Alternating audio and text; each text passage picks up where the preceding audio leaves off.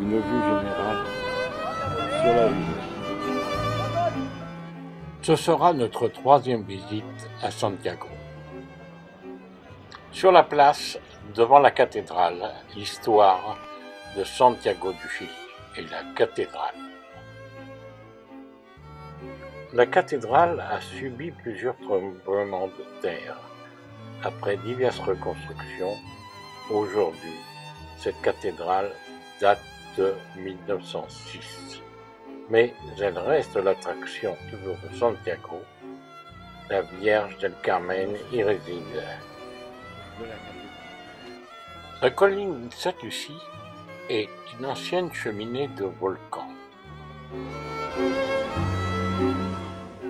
Son nom vient du nom du saint le jour où elle fut prise par Pedro de Valdiria.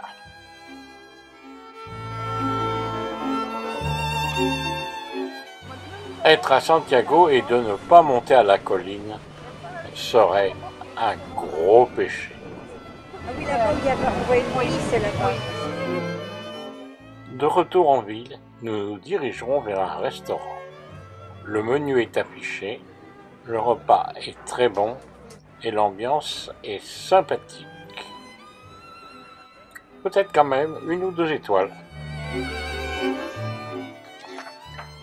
Avant de quitter Santiago du Chili, puisque nous sommes à la veille du départ, eh bien on ne peut pas manquer de prendre le métro. 108 stations desservent toute la banlieue. 110 km en 5 lignes. Mise en service sous Pinochet en 1975. Sa vitesse est entre 60 et 80 km/h. Et c'est un pass continu que vous achetez pour pouvoir pénétrer dans ce métro. Au lieu d'avoir les écouteurs sur les oreilles, ici les gens lisent beaucoup. Et il faut dire que ce métro est d'origine française.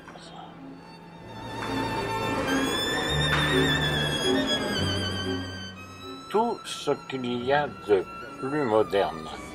Les stations sont agréables, les wagons sont agréables aussi. Alors, on passerait la journée dans le métro.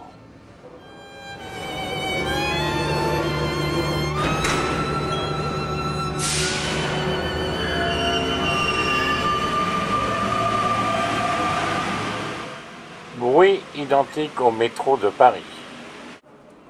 Certaines stations sont aménagées avec des magasins permettant aux gens de faire leurs emplettes. Remontons en surface pour aller visiter le musée. C'est à la maison Colorado qui vous raconte l'histoire de Santiago depuis 1769. Présenté par Diaporama. Si vous êtes à Santiago surtout, il faut visiter aussi ce musée. 16e siècle, la création de Santiago du Chili. 1541. Oui, c'était bien en 1541. Où est présenté ce musée, la maison Colorada date de 1769 et a la particularité d'avoir 2 étages.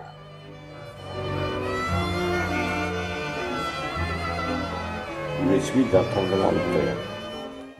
Une très bonne réussite pour la représentation du courage qu'il a fallu et ces gens qui avaient subi ce tremblement de terre et de recommencer toutes les constructions. Ces tremblements de terre prouvent que la terre travaille sous nos pieds.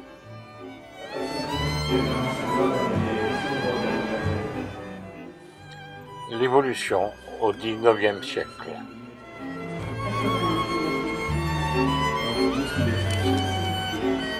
Inauguration de la colline de Santa Lucia.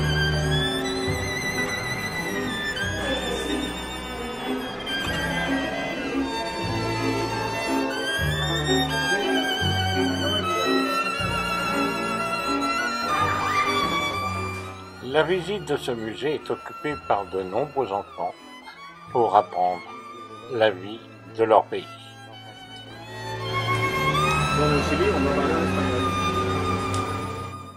Place d'Armes, nous reprenons le métro, car c'est beaucoup plus facile de se déplacer par le métro, car il est impossible de stationner dans la ville de Santiago.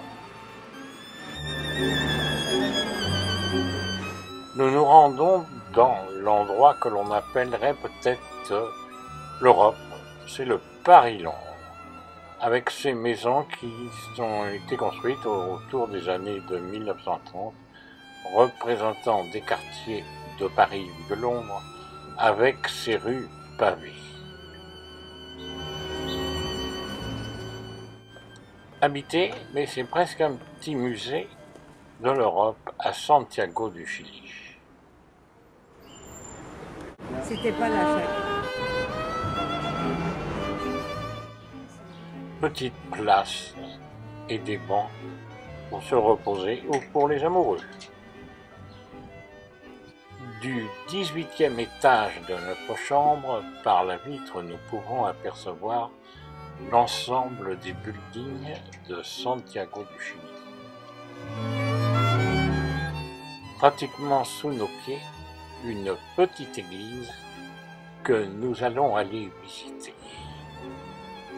San Francisco de Borja, où l'on officie pour la police. Petite église mais bien sympathique, voulant s'approcher du style gothique. Et dans peu de temps, un office va être célébré.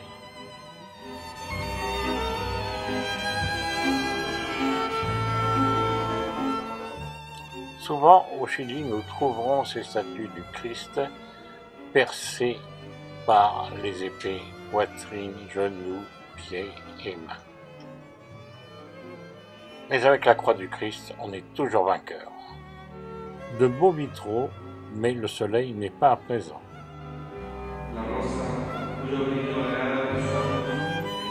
En fin de journée, l'église est à l'ombre des buildings. Et toutes choses ayant une fin, nous voici à l'aéroport de Santiago, au-dessus de la ville, destination la France. Nous allons procéder à un voyage direct sur Paris avec 14 heures de vol. Admirons au-dessous de nous la cordillère des Andes.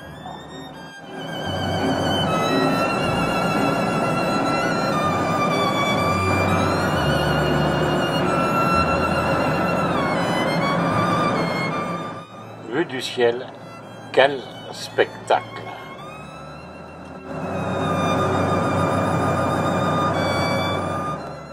Bientôt nous arriverons dans la nuit, et là il faudra nous reposer et dormir.